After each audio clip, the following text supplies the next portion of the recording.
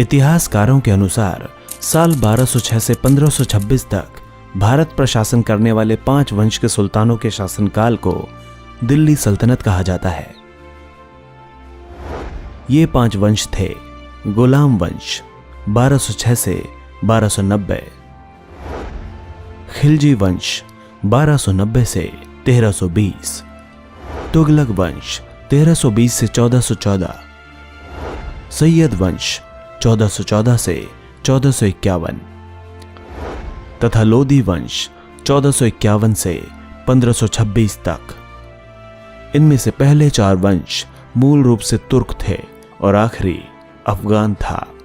मोहम्मद गौरी का गुलाम कुतुबुद्दीन ऐबक गुलाम वंश का पहला सुल्तान था।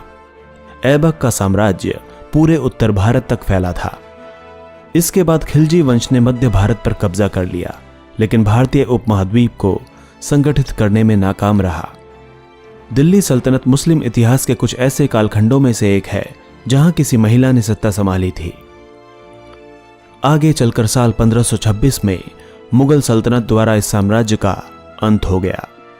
साल 962 ईस्वी में दक्षिण एशिया के हिंदू और बौद्ध साम्राज्यों के ऊपर बाहरी सेनाओं द्वारा, जो कि फारस और मध्य एशिया से आए थे, व्यापक स्तर पर हमले होने लगे। इनमें से महमूद गजनबी ने सिंधु नदी के पूर्व में तथा यमुना नदी के पश्चिम में बसे साम्राज्यों को 997 ईस्वी से 1030 ईस्वी तक 17 बार लूटा। महमूद गजनबी अपने साम्राज्य को पश्चिमी पंजाब तक ही बढ़ा सका था, लेकिन वो भारत में स्थायी इस्लामिक शासन स्थापित न कर सका। इसके बाद गौर वंश के सुल्तान मोहम्मद गौरी ने उत्तर भारत पर योजनाबद्ध तरीके से हमला करना शुरू किया। उसने अपने उद्देश्य के तहत इस्लामिक शासन को बढ़ाना शुरू किया। गौरी ने अपने साम्राज्य को पूर्वी सिंधु नदी तक बढ़ाया और सल्तनत काल की नींव डाली। कुछ ऐतिहासिक ग्रंथों में सल्तनत काल को 1192 से 1526 तक के कालखंड का माना जाता है। 1206 में गौरी की हत्या कर दी गई। गौरी की हत्या के बाद उसके एक तुर्क गुलाम कुतुबुद्दीन ऐबक ने सत्ता संभाली और दिल्ली का पहला सुल्तान बना। ममलूक या गुलाम वंश 1206 से 1290। कुतुबुद्दीन ऐबक एक गुलाम था जिसने दिल्ली सल्तनत की स्थापना की। वो मूल रूप से एक तुर्क था। उसके गुलाम होने के कारण ही इस वंश का नाम गुलाम वंश पड़ा। ऐबक केवल 4 वर्षों तक ही दिल्ली का सुल्तान रहा।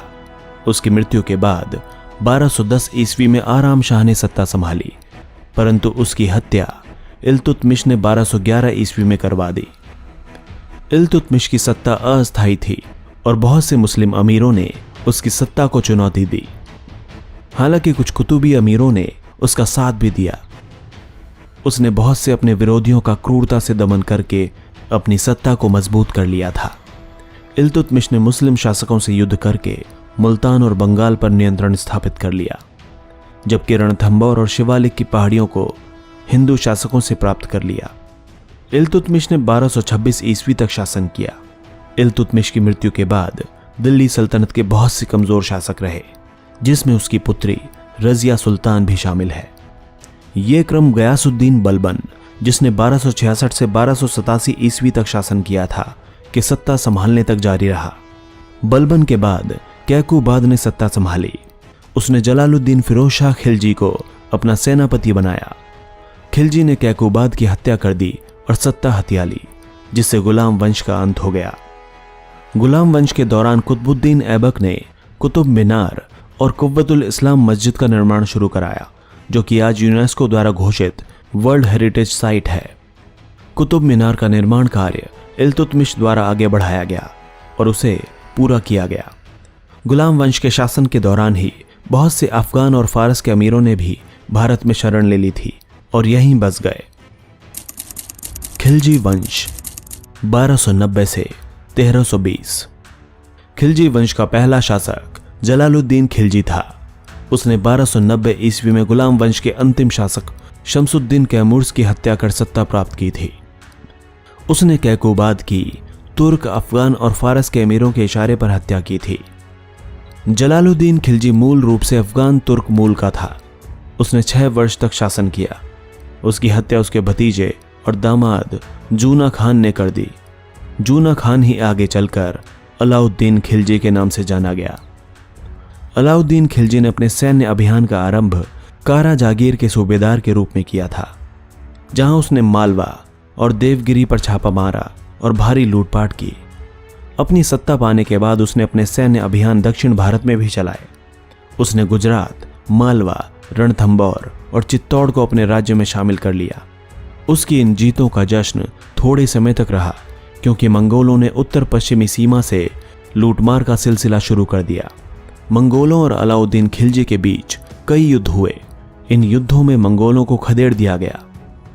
मंगोलों के वापस लौटने के पश्चात अलाउद्दीन ने अपने सेनापति मलिक काफूर और खुसरो खान की मदद से दक्षिण भारत की ओर साम्राज्य का विस्तार प्रारंभ कर दिया और भारी मात्रा में लूट का सामान इकट्ठा किया। इन लूटों के दौरान ही वारंगल की लूट में उसे मानव इतिहास का सबसे कीमती हीरा कोहिनूर भी मिला। अलाउद्दीन ने कर प्रणाली में कई बदलाव किए। उसने अनाज और कृषि उत्पादों पर कृषि कर 20% से बढ़ाकर 50% कर दिया। स्थानीय अधिकारी द्वारा एकत्र करों पर दलाली को खत्म किया। उसने अधिकारियों, कवियों और विद्वानों के वेतन भी काटने शुरू कर दिए।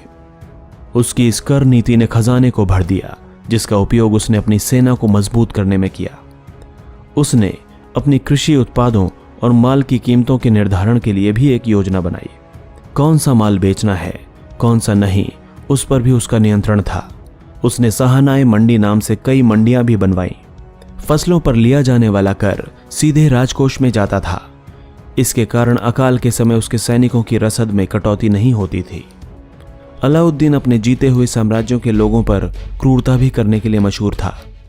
अलाउद्दीन को यदि उसके खिलाफ किए जाने वाले षड्यंत्र का पता लग जाता था तो वो उस व्यक्ति को पूरे परिवार सहित मरवा डालता था।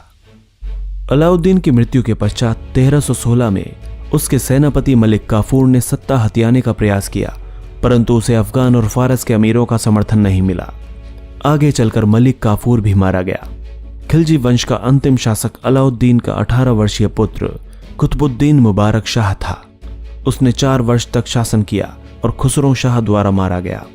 खुसरो शाह का शासन कुछ महीनों में ही समाप्त हो गया, जब गाजी मलिक ने उसकी हत्या 1320 में कर दी। गाजी मलिक ही गयासुद्दीन तुगलक कहलाया और इस तरह 1320 में खिलजी वंश का अंत हो गया और तुगलक वंश का आरंभ हुआ।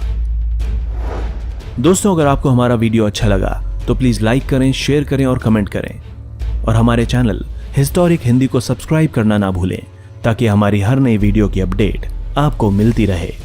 धन्यवाद।